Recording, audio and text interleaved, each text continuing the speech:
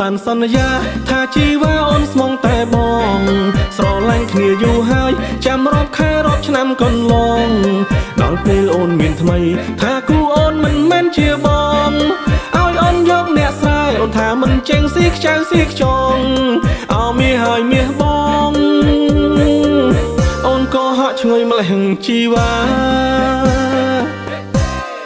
ខំនាំជួបពុងម៉ែជួបទាំងខ្សែពូមិញយាយតាជួបទាំងកៅទាំងសោអាបែងអាទីអាកងអាម៉ាដល់ពេលអូនប្រែចិត្តតើឲ្យបងដោះសារយ៉ាងណា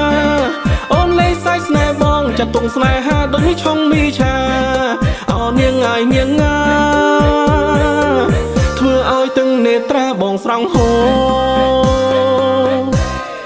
បើថ្ងៃណាគេក្បត់ប្របងមួយមិនឲ្យដឹងផងណាលបកតោទ្វា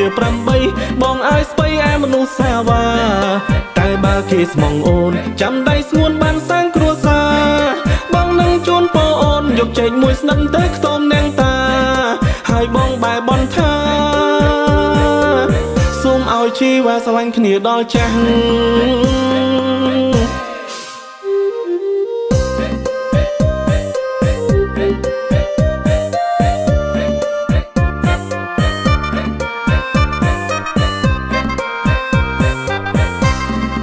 អូននាងបានសន្យាថាជីវ៉ាអូនស្មងតែបង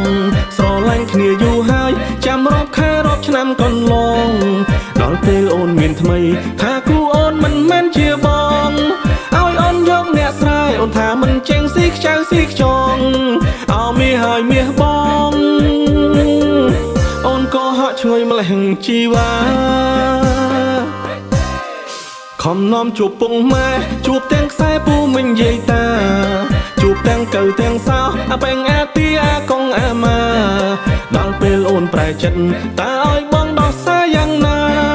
អូនលេងសាច់ស្នេហ៍បងចាត់ទុំស្នេហាដូចឆុងមីឆាអោនាងអាយនាងងាធ្វើឲ្យទាំងនេត្រាបងស្រង់ហូបើថ្ងៃណាគេក្បត់ប្របងមួយមិនឲ្យដឹងផងណាលបកតោទ្វា8បងឲ្យស្បៃឯមនុស្សសាវ៉ា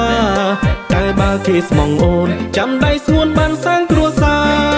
បងនឹងជូនពោអូនយកចេញមួយស្និតទៅខ្ទមនាងតាហើយបងបែបនថាសូមឲ្យជីវ៉ាស្រឡាញ់គ្នាដល់ចាស់